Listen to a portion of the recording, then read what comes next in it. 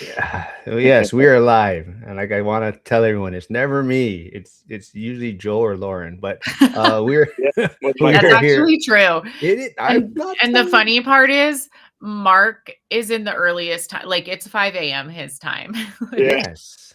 But yes, we are live. It's my Wednesday crew, Joe and Lauren, and like I mentioned to everyone, we are gonna start trying to bring new school members on every Wednesday to join us, and we have the one and only Ryan All-Nighter Hider. So morning, everyone.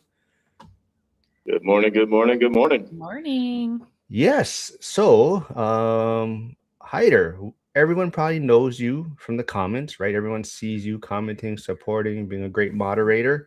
But maybe people don't really know. Like even Joel, he jumped on. He's like, "Where exactly are you, Hyder?" So maybe quickly give everyone a 1 minute spiel on who All Nighter Hyder is, where's your home base, where do you invest, and things like that. Well, before I start, although I work happily for myself, all the ideas and topics discussed in this channel are that of my own. Thank you, Uncle Steve. Yeah, so I'm All-Nighter Hider. I'm based out of San Diego, California.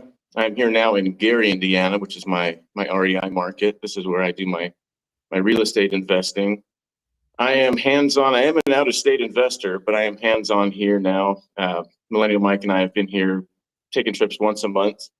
This trip is actually 10 days. It's a good chunk of time. It gives me an opportunity to actually get some work done. We are here on the job site now. Yeah, that's about it, man. I've been on YouTube 6 years now. Been consistently liking, sharing, commenting, and subscribing. And the consistency is the key matter. That's what has built up the network. That's what set me apart from literally any other viewer. The consistency and a little bit of smart ass in my comments. Yeah, your personality shines through even the comments. So I was telling Mike about this the other night, that being just written textual comments, there is no context. So those emojis that I use all the time are just they're critical to show that, hey, I'm just joking around or I'm being serious if I'm not using something. They're pretty critical to show a little bit of context so things aren't taken out of context. Yeah, and when you say Mike, you're referring to Millennial Mike, right? Who Millennial, you've yeah. also met over social media, and that's kind of why you're in Gary, Indiana, right? So, that's kind of what we're going to talk about today too, right? Because I know Zuber mentioned they went to, for example, the Bigger Pockets convention where Dion was the keynote speaker, and a lot of the people came up to them and was asking like how do I meet friends on this journey? And that was one of the surprises that came up to them. And like we said, Hyder has connected with a lot of people over social media, YouTube, and he wanted to kind of touch on that. And that's kind of how we all known each other before this, Joe and Lauren, before the Vegas event. We never really met in person before, right? But Hyder, like, yeah, let's touch on this as far as building relationships or friendships or even just a community online, like what you're doing. So how I started was in 2017. I was in a rollover crash in a little Ford Ranger I had. I spent $1,000 for this thing, and I got a little bit more out of the crash. I got a windfall of 25 grand. And when I got that, I believe I was 37, 38, something like that. And I was at a point in my life where it was like, oh man, I need to start thinking about my future. I have absolutely nothing prepared for a future. I was check to check, just living basically day to day, planning only about a week at a time. And I got that windfall of 25K. It was the most I'd ever had at any one point in time in my life. So I thought I better not squander it. I better use this towards my future. And I didn't know what to do.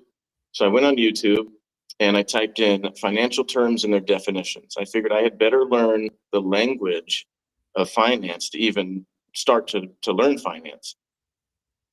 Through there, I found a couple of goofballs and weeded my way through the goofballs into Mark Moss.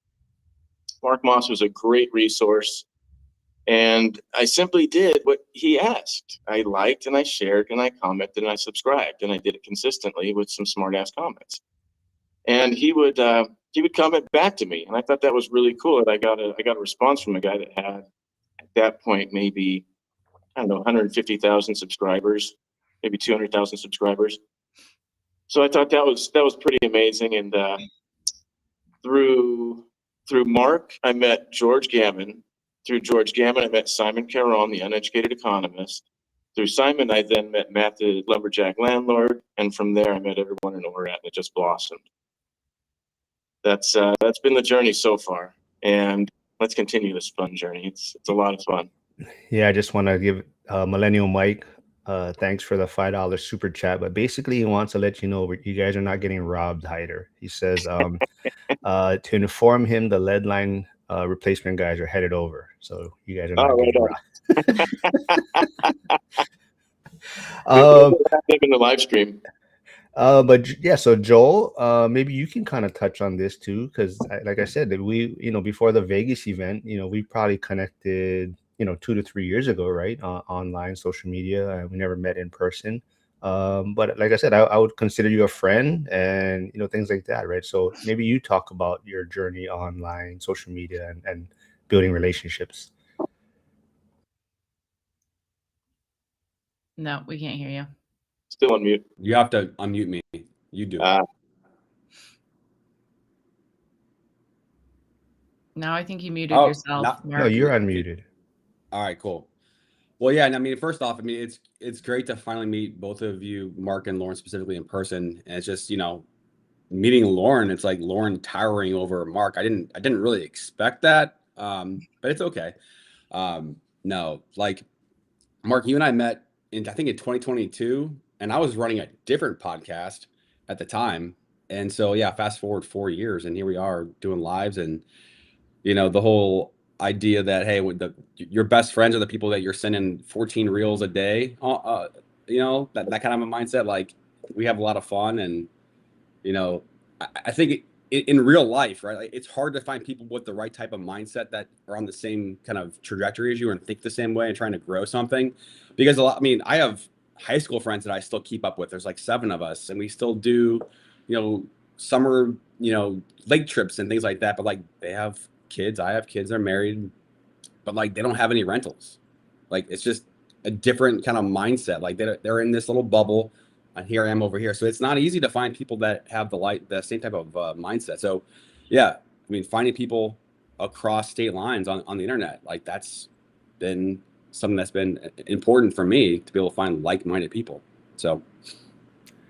And talking about social media, and you had another podcast before, but Lauren also started her YouTube channel, and she is streaming live. I believe she may have to check her settings though, because the comments are not showing up on her page or staying there when you comment. But she is live streaming, so I put her channel there, and she also she has about 3 videos up. She did one with Michael Zuber, Emily Lopez. I think she did one with Chris recently. Chris Price, who same thing. We also just met in Vegas for the first time. But Lauren, it's been a challenge for you, right, to kind of put yourself out there a little bit on social media, getting the YouTube channel going and things like that, right? So maybe you can also talk a little bit about making relationships. Yeah, I literally hate it. It's the bane of my existence. I don't like, and it's not like putting myself out there. It's the act of like uploading videos and like it's the technical side of it. Like, if I could just show up like and have everything else done for me, I'd be putting out content all day, every day. But I just don't want to deal with getting Chris's video up took like a while to upload, and then I'm like onto something else. And yeah, so it's just, I'm not a tech savvy person, but I will say that, had I waited to like connect with people through social media, even though I don't like post that often, like Mark found me on my Instagram and I haven't posted that much. So, even posting like a little bit is still like valuable. Like, you don't have to be the person who's posting 3 times a day and whatever. But if I had waited to find people that are doing real estate in real life, I never would have found them, because I still don't really have that many friends that are investors.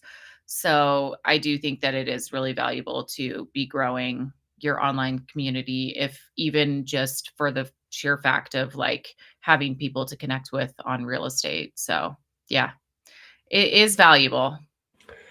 And I do want to say though, at least you connected your channel ahead of time. And I was just giving Joel shit about this because I sent you the link ahead of time. I sent you the thumbnail to make it super easy to just connect your channel, and yet Joel does it at the last minute every single time.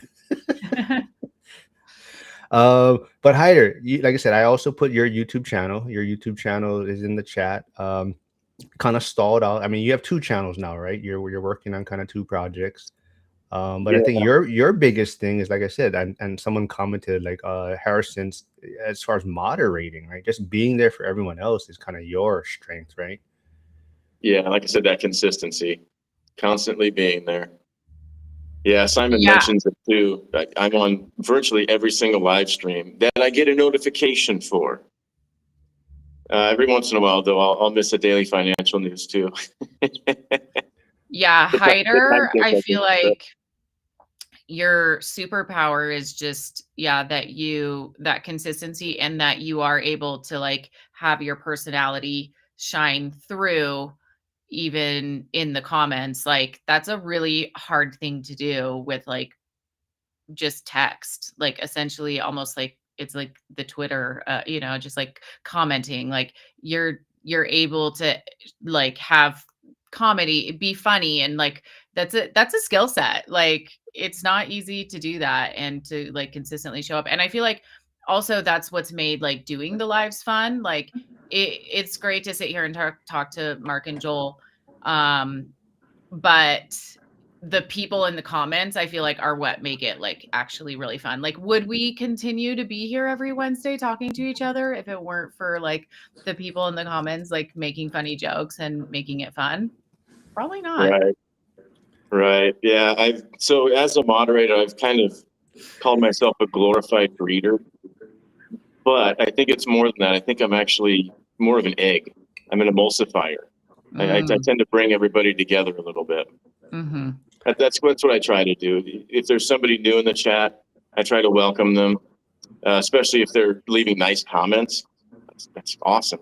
Welcome them to the fold. Women in real estate. That's another one. I love seeing the women in the real estate. I love the perspective that you, Lauren, and your women counterparts bring. So I like to encourage the women and always say hi to the women in the chat. Make them feel a little more welcome. You're always trying to sneak on to the women, the ORAT, which is going on right now. So but I've actually never attended it because. But before we get into like even Joel, like we kind of touched on this before we went live. He's connected with people through social media and even the community, and he has an event coming up this weekend. But Heider, Brady Morgan does say all Nighter Heider lives in the YouTube live streams. I swear he does nothing else. And then here's a question for everyone. I think may want to know. Jim, the grumpy contractor, we know where his name comes from, but he's asking, where did Heider's name come from? Oh yeah, I actually just told Mike's son this, James. So nothing special. I was in high school, and like everyone does, I was drinking in high school. There's a high school party, and everyone passed out. The party just kind of died slowly, except for my buddy and I. We were the only two that stayed up drinking the keg till the keg was done. We tapped that thing. And at the end of the night, in the morning, I think it was probably 7:30 in the morning, just him and I shooting the shit, and he called me all-nighter Heider. And just because it rhymed and we were drunk, we fell out laughing. Like gut-bursting laughter. It was hilarious. Our cheeks were hurting. It was funny. So we went around to the party where everyone was passed out. We started waking people up one by one or two by two and telling them the joke, and everybody was laughing about it, and the party just kind of was reborn, and then All-Nighter Heider was born. I thought it was because you were like in Alaska. No, it's taken on meanings. It's taken on multiple meanings. It's become your whole personality. Like you're like, I have to move to Alaska now, where it is all night. Yeah, it really has become a branding now. It's something I don't know how I'd get away from it, to be honest. Millennial Mike says Heider worked his way from guy with a name tag to co-owner of a 5-plex with me and my Gary Indiana roommate and 2A enthusiast. One of my closest friends, all because of YouTube. I also want, like I said, I want to mention Joel. We're talking about building relationships online, social media. You know, he has an event coming up. I believe Brandon Potts, who's in our community, is going to be speaking. But Joel, people are texting me saying your shirt is dizzying them. You're Really? yeah. If you look at my eyes are actually like I also I'm think spinning. it's like the light shining through the window. The shadows. It's the shadows from the light in the windows. But Joel, yes, talk about connecting with people online, social media, and like this event you have coming up. Yeah. Am I on? Yeah, you're on. Good. Sweet. Thank you for unmuting me again. I'll utilize my time wisely. No, but like, you know, Mark and I, we've been doing this podcasting thing for 4 years now, and most of it's done on Zoom. People from different parts of the country, and my lending business is all over the country, from Maryland, Virginia, where I'd say probably about 50 to 60% of the business that I do is in the Maryland, Virginia area. And this is just something that I've done for over almost 20 years. And again, I live in St. Louis. And so doing business in different markets, I've got contacts and network in different markets, from Maryland to Florida to Texas to California and everything in between. And so this journey with the YouTube channel and doing interviews and doing it in person, so just trying to kind of go against the grain where so much is done on a Zoom, I want to do it in person and just have that in-person vibe. And there's just a different energy when you're in the same room. And so this is going to be another extension again, because in Vegas, we did 7 interviews. I brought some equipment. We did 7 interviews. Lauren was on there. I asked Mark to do it. He declined because he was camera shy, obviously. But Dylan, one of the Dear Miracle, one of the speakers, PM Jen, Cody, I'm blanking, Aaron, and we had 7 different interviews.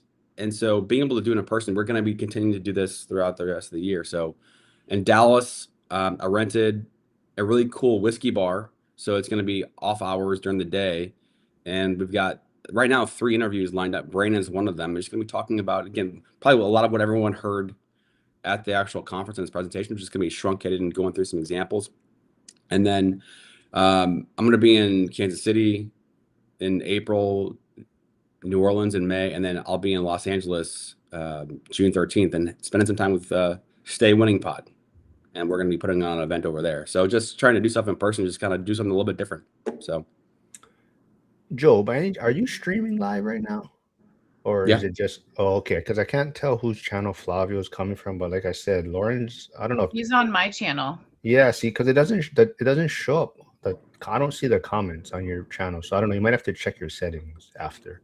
Okay, you'll have to tell me what to do. Technical difficulties. Yeah. Flavio's on my channel. He doesn't like Lauren much anymore. I don't know. Well, he was on my channel. On me.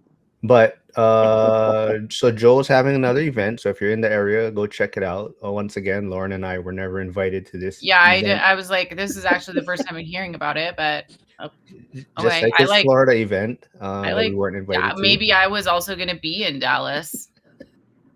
I mean, you might as well just come down. It's going to be something to see. Well, I don't even know when it is. This is the first Saturday.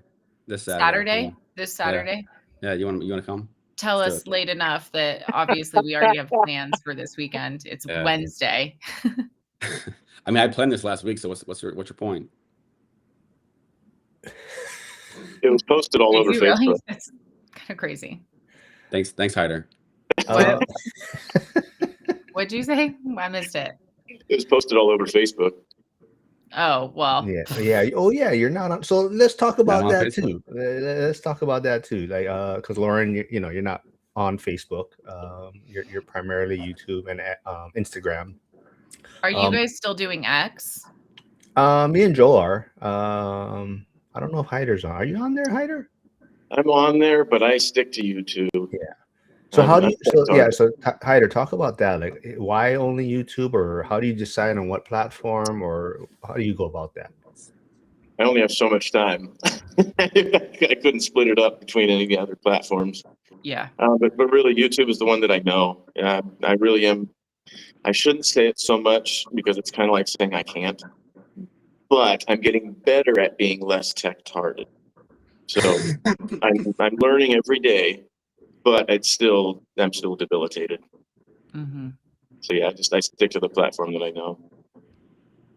Yeah, I think for me that I like YouTube the best. I like X more for information, I guess. There's just, I mean, you have to filter some things there. But it's weird that a lot of people do say Facebook is where they get the most interaction from, though. They get a lot of more comments and conversations going on the Facebook platform. So kind of interesting.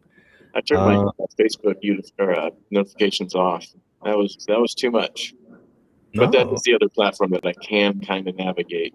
Things like Instagram, bro, I'm too old for that stuff. I don't know what all the little icons mean. I just don't know what anything is.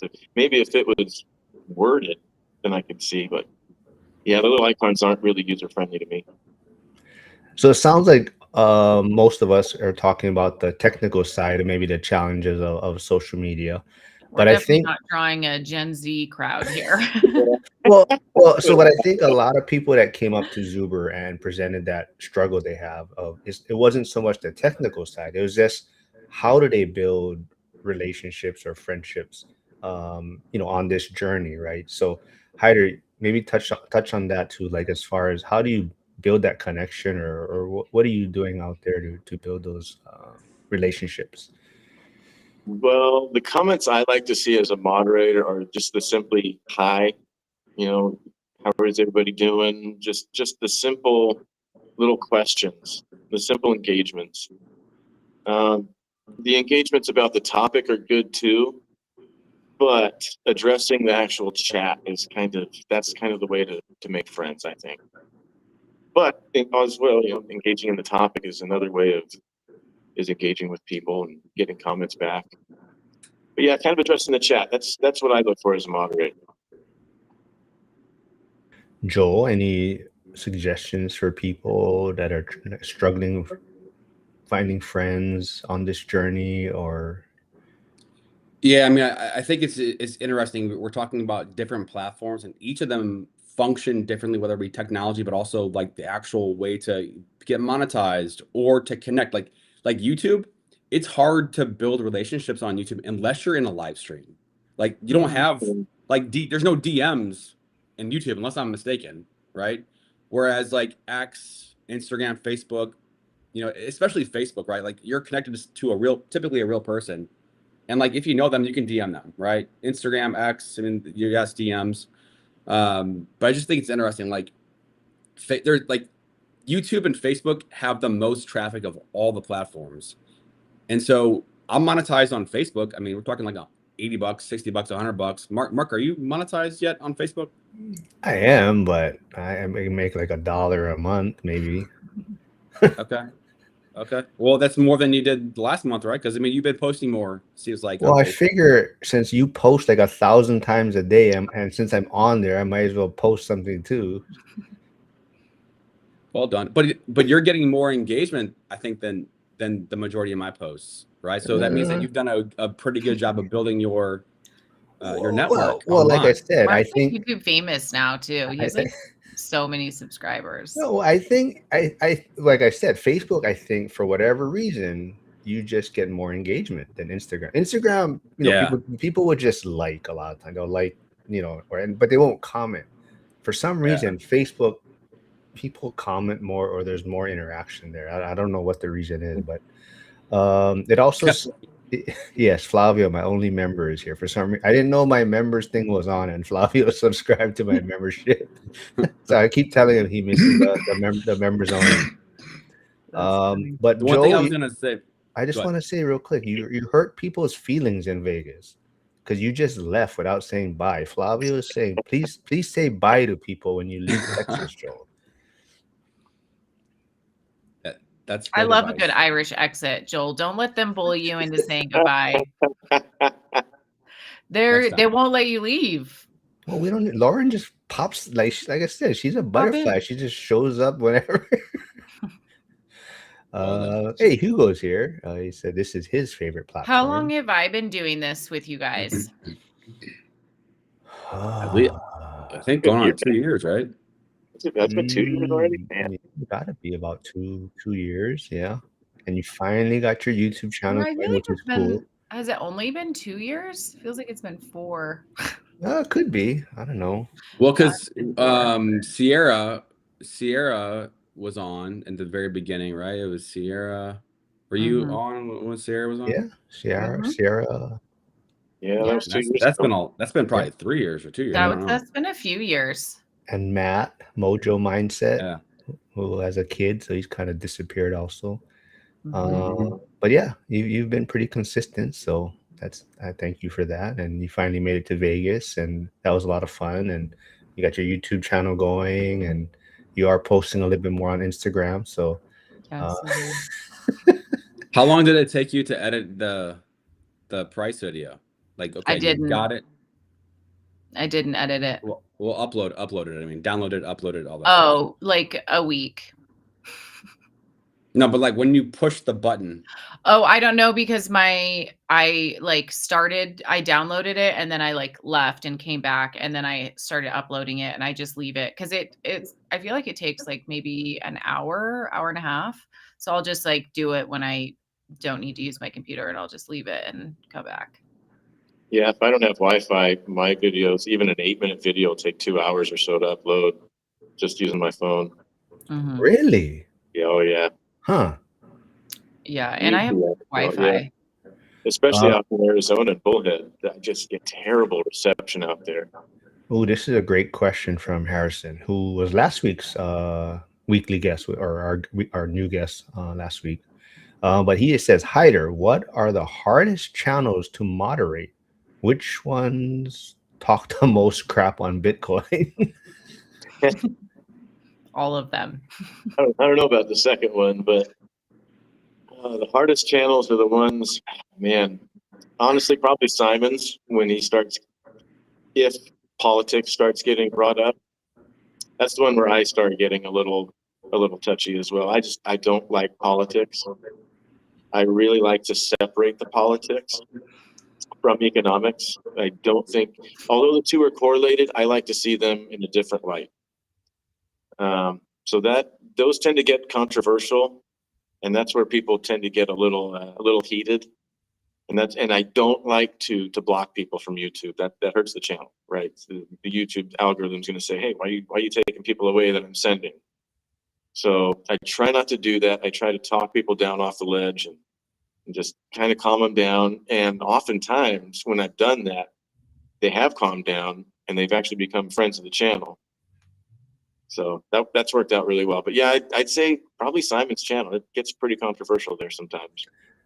I believe you were also on that live stream Simon had the other day, the Uneducated Economist, but he was also mentioning he's noticing that it feels like his videos aren't reaching as many people, or the algorithm is affecting him. So do you notice that? Because you're like always there. So do you notice there's a difference in his viewership? Yeah, it does seem a little muted, and not just his channel, but yeah, especially his channel. Interesting. Yeah, I know he was mentioning he thinks that the AI type videos might be getting more traction. I don't know. That's kind of what I picked up what he was mentioning on that. But That's probably what's happening to my channel too. but Joe, 30 subscribers.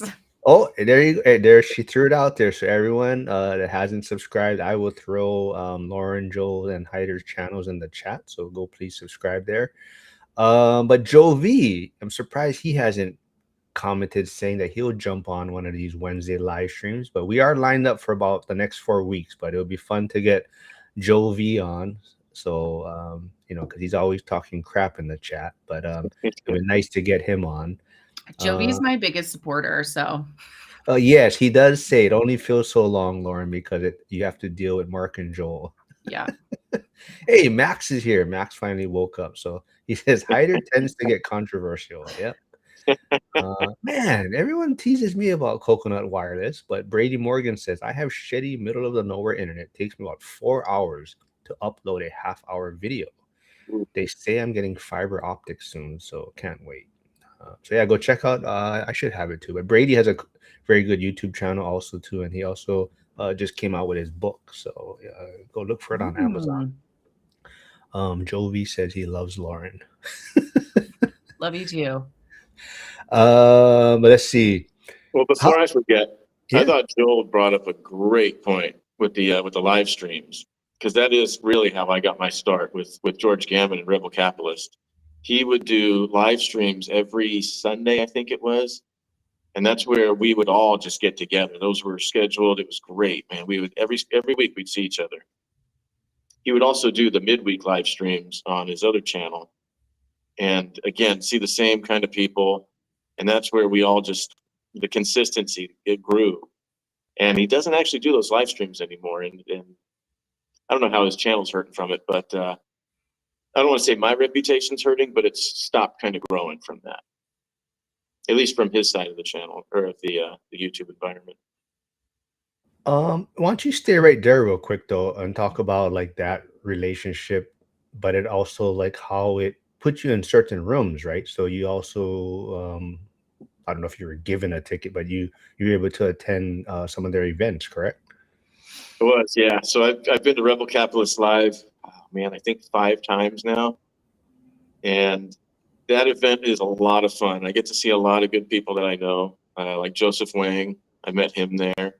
But again, I made a name for myself on his channel by just being consistent and commenting there every single video.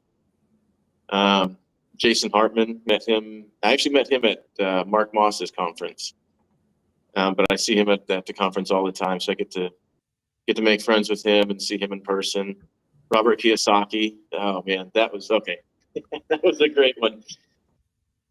When Simon was doing the first Rebel Capitalist Live, he was invited to go speak there. And before he was getting up on stage, he was in the green room with butterflies in his stomach, first speaking engagement. And as he's got his butterflies in his stomach, Robert Kiyosaki is up on stage talking. And he's got everybody shouting, and just the room's full of energy. And the reason that was because before Robert was up on stage, I saw him and George in the back of the auditorium. George is pinning the microphone on Robert's chest, and they're both really tall. George is 6'4", and Kiyosaki must be, if not 6'4", like 6'3". They're both up there, and I'm only 5'8", 5'9", so I'm looking up at them, and it's a little intimidating. But I see my chance. I walk past the two of them, but I see my chance. I'm thinking, I got to go say something to Robert. So I turn around, and I don't know what I'm going to say. But I'm thinking, this is the morning of the second day of the conference, and it's a little dull. There wasn't a whole lot of energy in the room.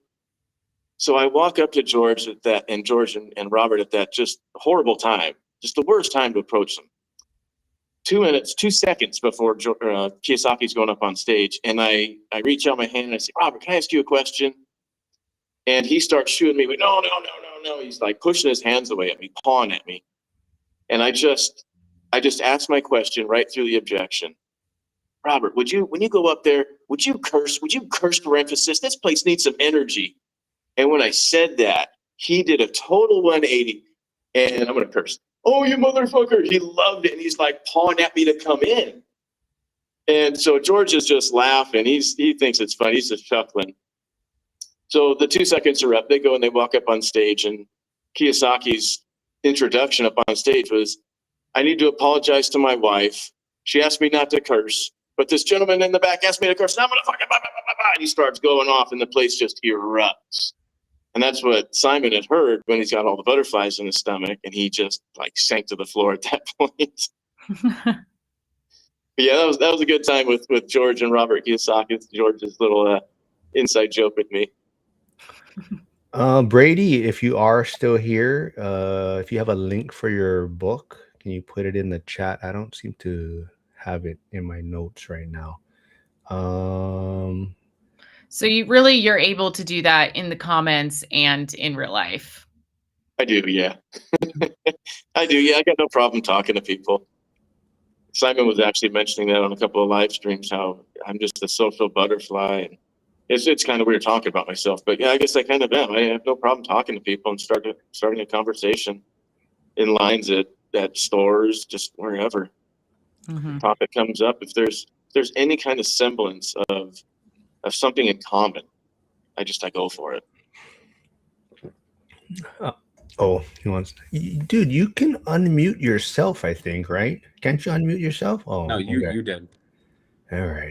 Well, Go this ahead, is a speak. question for Heider. So you mentioned San Diego, Alaska, now Gary, Indiana, and then working on these properties. So from like a just living expenses standpoint, can you share a little bit about just the journey of how you're like, how are you able to be that, what's the transient and pay the bills? Like what's working, what's not working? How did you get there?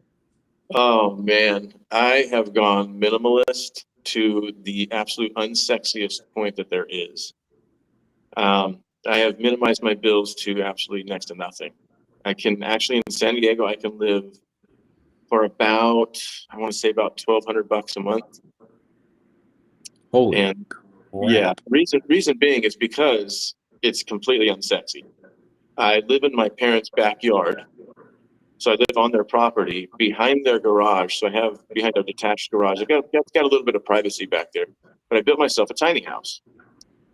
Because I go to Alaska every year, I'm only a resident of California for 10 months. So those 2 months, I've got to store all my stuff. And I was going into storage lockers, just in and out, going between apartments, in and out, and it was onerous, right? It was just a lot to do. So I went ahead and took $8,000 that I had. It was about $7,000 at the time. And 1 week before I was going up to Alaska, I cleared out a pad in their backyard and I just started building my tiny house. It's 16 by 12. So that's outside dimensions. So the inside square footage is a little less than 187 square feet. Very, very tiny. It's basically a larger bedroom. Inside that, I've got a kitchenette. So I built myself cabinets out of scrap lumber. It's nice stuff, but it is still scrap. I've got a sink, but no hot water. So I've got running water, but no hot water. I do not have a toilet. I have a urinal outside. And my urinal consists of 4-inch ABS down to 3-inch ABS, down to 2-inch ABS, down to 1.5 inches. And there we go. I've got heat and I've got a little space heater, and I actually do have an air conditioner out there because it does get hot in San Diego. But that's the minimal lifestyle. What I pay for insurance on my trucks, fuel, just very little bills. I don't pay for any cable. Haven't had cable in over 10 years, so that's why I'm smarter than the average bear. Mm-hmm. I don't take in the programming. Mm-hmm. Yeah, no, there's absolutely no extras though, other than archery. I do spend some money on archery. That's cool. Yeah, that's the gist of it, man. And then when you go to Alaska in the summers, are you doing fishing? What are you doing up there? I am doing fishing, yeah. So these trips are work related. So when I'm going up to Arizona, it's work related. Oftentimes my parents are paying for most of those expenses. I'll pay for the gas, I'll pay for my food, I'll pay for my stuff, but I mean, they're paying for the materials. Alaska is definitely work related. I go up there fishing commercially, and the captain pays for the ride up there, the ride back, although I do have to switch my ticket. That reminds me, because I do go and spend time with Simon in Astoria. So rather than coming straight back down to San Diego from Alaska, I stop and we spend our birthdays together in Astoria. So I've got to swap my ticket around. And then here's work related as well. I do pay my ticket to get out here and get back, but it's been pretty cheap so far. Like in between $160 to $200 for a round trip. But definitely doable. Mm-hmm. You and Kyle Dorn are gonna have a battle. Yeah, who can live the most minimalist lifestyle. My dad, actually, God bless him. He's been in the same position that I am. If you see my little title down there, Director of State Streets now. So I restarted the same 501c3 that he did. He ran a public benefit corporation that centered around a big mouthful of words, civil nuisance abatement. Essentially, he would empower a neighborhood to get a jerk to stop being a jerk using incentives. So that's what I'm starting, and that's been a challenge, but it's also a lot of fun. That is Hyder's other channel, the Safe Streets Now channel. Big Val says Mountain Man Living. But there, Joe V is asking, is Hyder's legal troubles all solved? Is he still fighting fish and wildlife? Actually, yeah, I am. So what happened with that was I got a court date and I wasn't able to make it to the court. My truck wasn't going to go there. So I opted for the video court. The court started at, I believe, I want to say 11 a.m. and the courthouse stops taking calls at, I believe, 10 a.m. So when it came time for my video court, I go and I log on. I've got my paperwork and it says go to, I'm not going to get it correct, but it was something like courtroom B. So I go to log on, I go and I'm looking at all these courtrooms and it's like 1, 2, and 3. There's no A, B, and C. So I literally cannot go to the courtroom that I'm supposed to go to. So I need to file something with the court. I forget exactly what it's called, but I need to go back and claim unequal access to the court. Because essentially, if they didn't give me the right courtroom to go to and I'm not able to go to it, that's why I didn't attend the court. So that's where it stands. But yeah, they still haven't, those two claimed agents, because they were only claimants, they still haven't provided their full names to me. All I have is What happened with Fish and Game? Is this in Alaska? No, this is in California. So I was fishing on my kayak, and I actually wasn't technically fishing. I was on my kayak. I forgot all my terminal gear. So I had fishing poles, but I didn't have anything to tie onto the end of them. So I'm really just floating around on my kayak, and I'm watching these kids jump off of a bridge.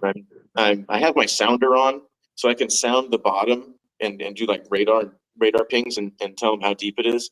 So I was telling them how deep it was and if there was traffic coming from underneath the bridge so they don't jump onto someone's boat. That's what I was doing. And Fish and Game stops me and asks me for my fishing license and ID. And equity law, meaning everything's got to be equal. I asked them for theirs. If they're going to ask me for my ID, I asked them for theirs. Well, they didn't have their IDs. They didn't have any kind of signed oath of office to say that they held that position. They didn't have any proof of insurance saying that they were insured to collect the property that they were collecting from me. So they didn't have anything. They had zero credentials, yet they wrote me a ticket anyways. So essentially, they're just claiming that they're Fish and Game agents. They didn't verify anything, and they still haven't. So essentially, their ticket is completely null and void. They have to verify who they are if asked, and I did ask who they were. It's just procedure. That's all it is. But it's due process. There's two kinds of due process. There's procedural due process, and then there's substantive due process. And they actually have neither. So they need to have substance to their claim, but then they also have to be. How much was this fine for fishing? $650. $650? That is a lot of money. That's a lot off. Joe V thought were it was you not just $25. like, hey, I actually don't even have anything for the end of my fishing pole, or like? Right. Yeah, they didn't care. They have no care for procedure. They're just going to go after the low hanging fruit. That's not going to challenge them on their claims, and that's not me.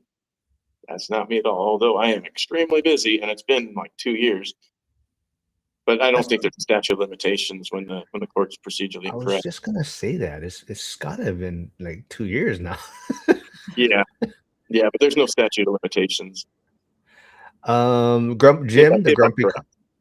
Jim is asking, what does a moderator do? You kind of touched on it a little bit, but what I guess. Yeah, so that's the gripe that I have with YouTube is that I'm not able to do anything positive. I'm not able to highlight comments. I mean, other than like what I write, I'm not able to really do anything to reinforce people's good actions or anything or good comments.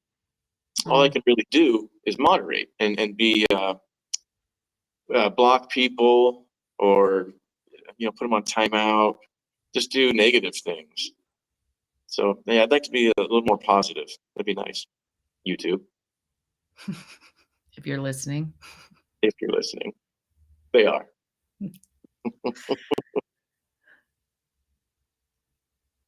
We can't hear you, Mark. You're muted. People just saying, yeah, simple, tiny homes. Yeah.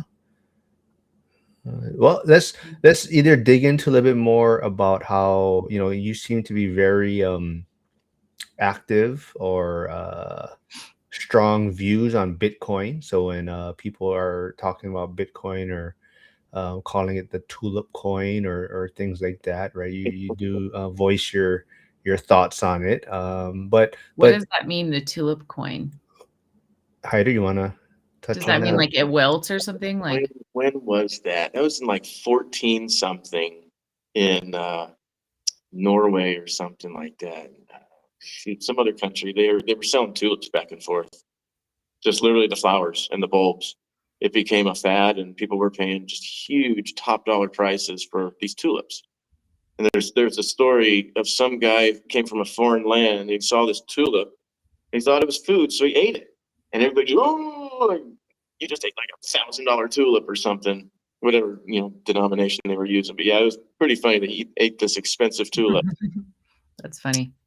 Yeah, when really tulips, they just don't hold any real value. Yeah, It's just a flower. I get it. They're basically saying it's not inherently valuable. It's just Yeah, which there's perceived. argument to be made. Is there really like intrinsic value? Mhm. It I'm kind of unmuted. depends. Right. Yeah, it depends on the when, right? Like, yeah, I need water until I'm underneath it, and I can't get underneath. I can't get above it. Then I need air more than I need the water. So everything's substantial. What am I looking for? Situational. That's the word. Yeah. I mean, Yeah, all money is the same in that way, that it doesn't have like a dollar bill only has value because we've agreed that it has value. Yeah, right. Yeah, same with gold. Gold doesn't really have that super whole lot of value that we can all just use it for everyday uses. Silver, Bitcoin, I mean, it just doesn't matter what it is. It's those goods and services that really matter. But yeah, the thing about Bitcoin is it's simply a digital ledger. I mean, just like your bank uses. It's just a digital ledger, except that this digital ledger is decentralized. So there's something like 22,000 different computer nodes all over the world that are individual, if you would. And each one of these needs to come to a consensus on each transaction on the Bitcoin ledger. They do that every 10 minutes. So there's no one central guy or business controlling the Bitcoin network. It controls itself through that decentralization. That's why I really like it. It's outside the dollar system. There's no one to say, hey, Heider, you can't do this transaction. Or, hey, Heider, you have to do this transaction. Or, hey, Heider, you have to do this transaction in this certain way. I choose to do the transaction based upon the Bitcoin protocol. If I don't like that protocol, then I don't do the transaction. But there's no surprises. It's just a computer network that does what it does. It's a computer protocol. What people think about it doesn't change what it actually is. It's sound money. It's taking something that's digital and it's actually giving it scarcity, which I think what hangs up a lot of people. Like, how can something be digital also be scarce? But it's because it's controlled by that computer code. The computer code that, again, is decentralized amongst all these 22,000 some odd nodes all over the world. So you can't just go to one computer and say, hey, you know what, I'm gonna hack this thing. It doesn't work that way. You'd actually have to go to 11,001 computers and hack them all at the same time within 10 minutes. And that's why it has been so secure, because nobody can do that. And somebody will bring up the quantum computing, but I think that can also be used to further secure the Bitcoin network. It's not just a negative. It's a tool just like any other tool, and it can be used against the Bitcoin network and to further secure, I think. Any other questions? Joel, you have a question? Well, I have a lot to say on it, and I'll just try to keep it as simple as possible. Anytime market makers get into the game, then you start to create infinite supply with swaps and derivatives and kicking the can down the road. I mean, you have treasury companies that are purchasing tens of thousands of Bitcoin throughout the months and stockpiling and hoarding, yet the price is going down. Obviously, you have a lot of traders in the game, and retail maybe, selling on fear. But at the end of the day, I mean, there was a article talking about how when 10 o'clock Eastern hits, that there's this massive dump off and the price of Bitcoin goes down 1% or 2% based off of all the ETFs, and they're basically gaming the price.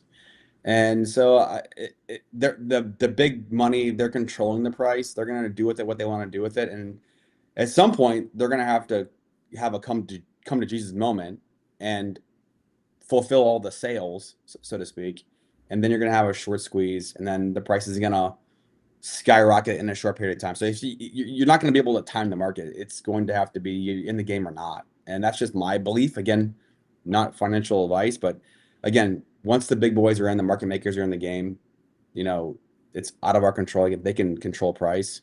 And so my biggest thing is, Bitcoin in theory is a great thing for what it is, but now that you have market makers in there that can create supply without having to fulfill, now it's not really this limited supply of a currency.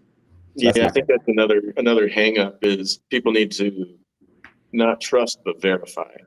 So every transaction on the Bitcoin network can be verified. Every coin, every Satoshi, which is just a fraction of a Bitcoin, can be verified on the Bitcoin network, but it has to be verified. So these ETFs can say, hey, we've got 100 Bitcoin, but do they really have it, or are they just saying it? We can go onto the Bitcoin network and see, okay, this 100 coins are actually there. But again, that's kind of onerous.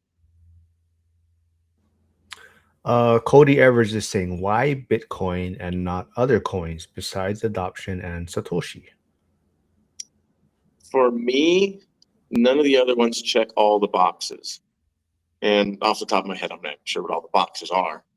But being decentralized, having a cap of 21 million, that's huge. What else? Yeah, I'm gonna screw up on all the boxes, but they don't have everything that Bitcoin has. And actually, what Bitcoin has is nothing new. Bitcoin is just a new combination of a whole bunch of old technology. It just so happens to be that new combination that creates Bitcoin, which is now newer. What is it, 17, 18 years old now, I think.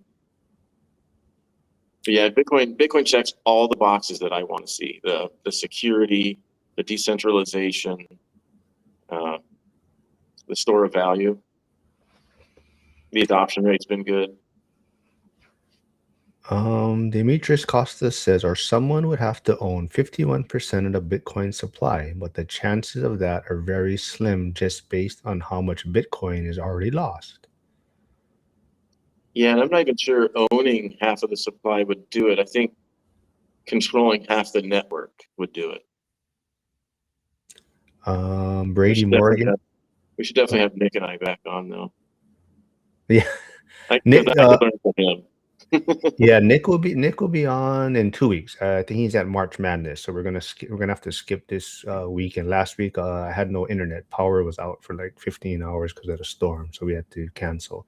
But Brady Morgan says, pump and dump. Big institutional buyers are currently propping up the price with their large acquisitions. They stop, and the price will fall much further. Cody Evers asks, can they just create a new, better Bitcoin? I think so. I don't know if it would be better, but I don't think there's anything stopping someone from creating the same thing that is Bitcoin.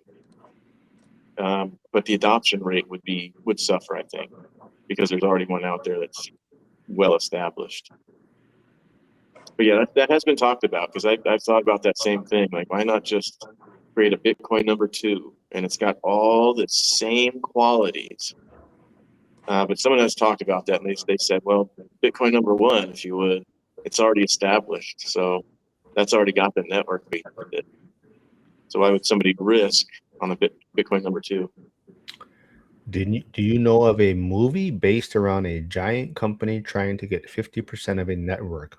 Was it Ready Player One? That might have been it. I saw it one time. That might have been it a couple of years ago. So yeah, so like let's kind of get a little bit back about, Bitcoin is definitely different than maybe the one rent at a time community, but what do you see about the differences, trying to build those relationships online? Like, is there a difference that you have to kind of veer your conversation a certain way for the Bitcoin type of community and then the real estate community, or are you kind of just being all nighter hider everywhere? As far as Bitcoin, I haven't found a whole lot of camaraderie in that community. I don't know how many people are doing meetups. I don't know if that's just my lack of effort. I'm not going after meetups. I'm really not interested. Real estate's my thing. Yeah, this real estate community is something else. We're cohesive. The Bitcoin community is a little less cohesive. I think they're just a lot more in agreement rather than wanting to shoulder hug each other and shake hands and stuff like that.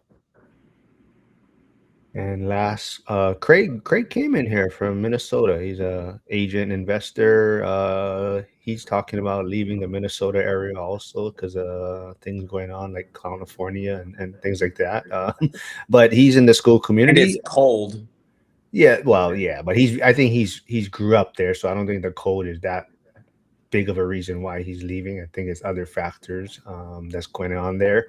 But he runs the Tuesday agent call in the SKOOL community. But he says, what is your prediction on AI agents utilizing these? Ethereum is set up to be used as an exchange between AI agents. Will that impact value? Yeah, Mark Moss has talked about this. He's a big Bitcoin proponent. He's actually the one that explained it to me and why I decided to adopt it. I shouldn't say I decided to adopt it because of his opinion. I formed my opinion based on his opinion. He's talked about all these computers are going to need a currency, and dollars aren't really it. I'm not sure exactly why digital dollars couldn't be used. I think there's just too much else surrounding it that they would need something a little more dedicated. And he's talked about Bitcoin being that dedicated kind of currency. I think that's feasible. I'd like to see it happen. That'd be good for my wallet. Although I do think it's funny that Bitcoin is priced in its antithesis. It's basically, I don't want to say maybe it's not anti-dollar, but it is the counterbalance to the dollar. So it's kind of funny that it's priced in dollars. So what do you guys think about, we're talking about building friendships, communities online. How do you know when people are bringing value or they're just trying to collaborate on things? Because maybe you're in the same space, and are you looking to just collaborate, or are you actually trying to find people that bring value and relationships to what you're doing? Maybe Lauren, you can go first.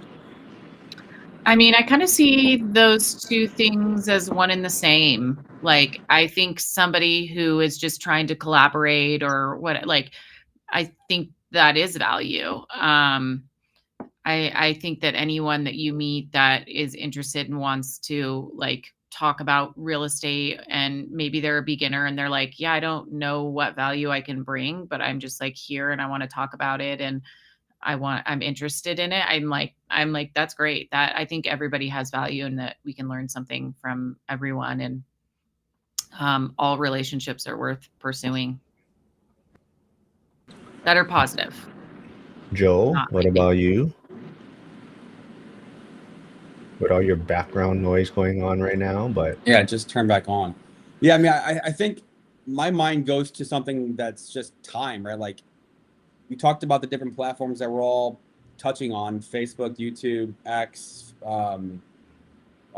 other things, Instagram.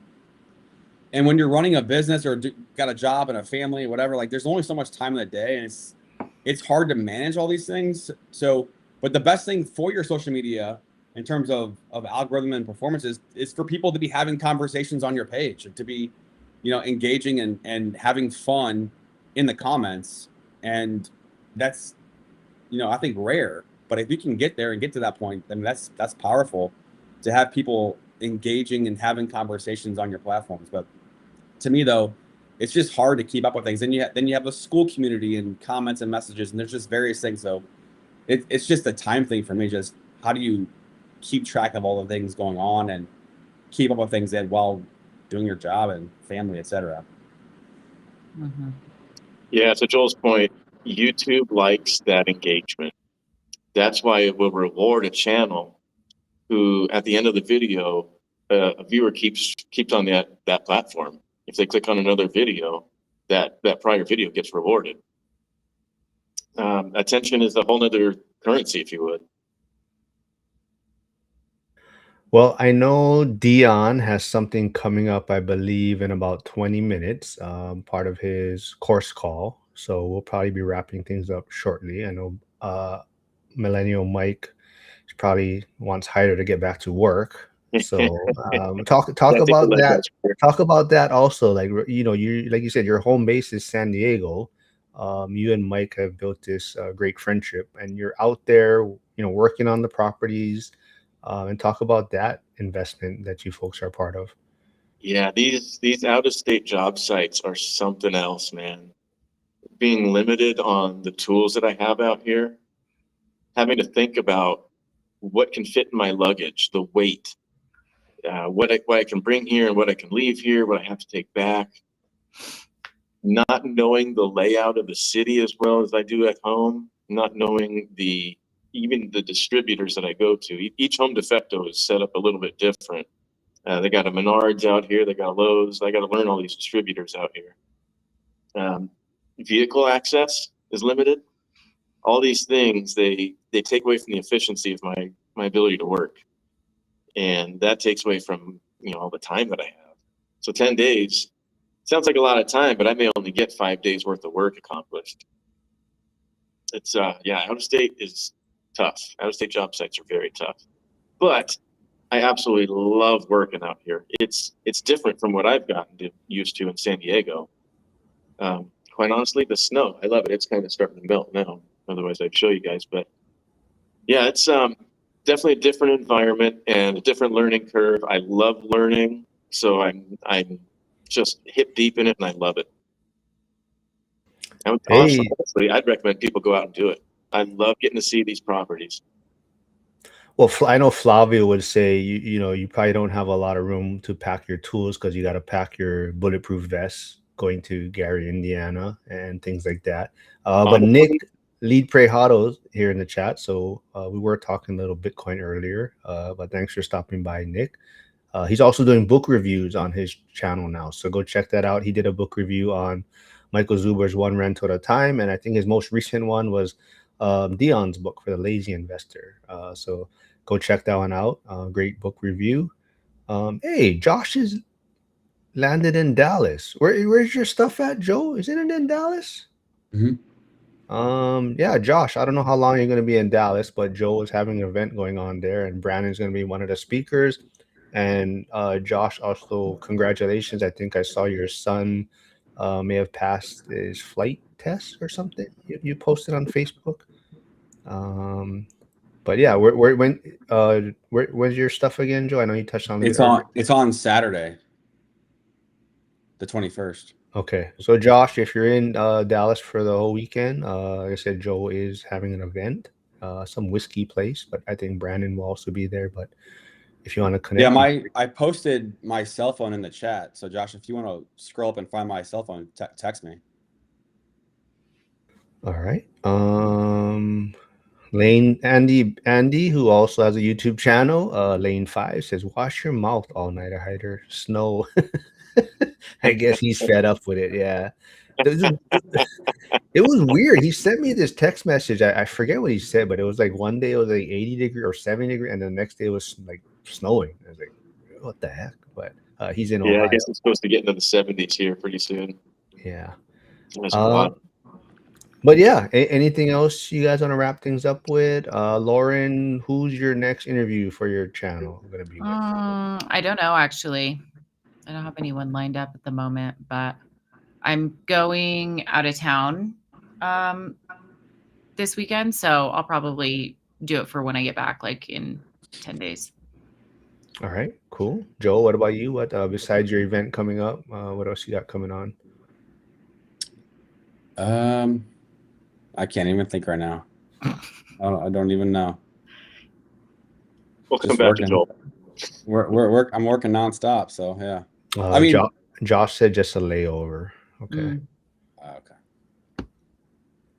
Well, to Flavio's point, my Pew Pew and fully loaded magazine and travel case and locks weighs about 9 to 10 pounds. And that's about 20% of my luggage, the weight capacity. So it's quite expensive back and forth each time. I mean, you gotta do what you gotta do if you're going to Gary, right? So I value my life.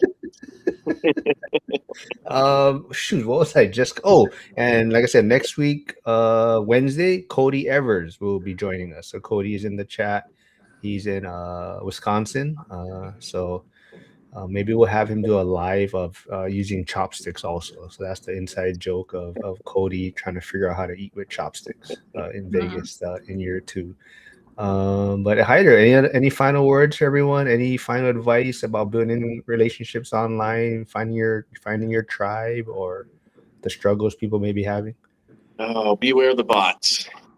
No, I didn't mention bots, but quite honestly, I don't see a whole lot of them. I think most of the people we interact with are probably real humans on ORAT in the community we're in. But yeah, just be consistent. Join the live streams when you can. Leave comments every time you can. Someone will pick up on it. Maybe someone will respond. You don't actually have to be the one to initiate the conversation. Just leave a comment. What else? Yeah, be a smartass. Out network me. No, you see, Joe V, you have to come on then. If Heider's saying be a smartass, and Joe V will be perfect for this. Yeah, it's good at that.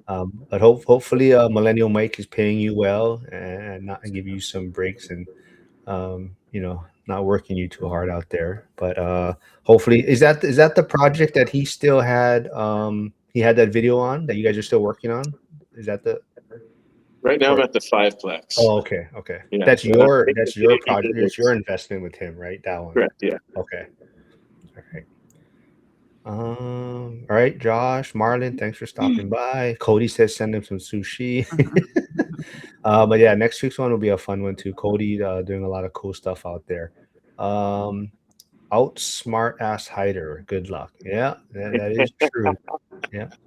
Everyone go comment on Zuber's videos. I'm having a harder time finding comments to bring up to him on our recordings on Thursday. I definitely hope he goes back to his clickbait titles, which cause a lot more interaction, but definitely it is getting harder and harder to find comments to run through. I'm gonna mute this guy, man. Jesus Christ. But Millennial Mike says, great job, Ryan. And yeah, everyone, thanks for tuning in. Like I said, if you want to jump on the Wednesdays with us, let me know. We are probably got the next 4 weeks lined up, and I will be back live streaming with Emily Lopez on Friday. So thanks everyone for tuning in. Bye. Thanks, everyone.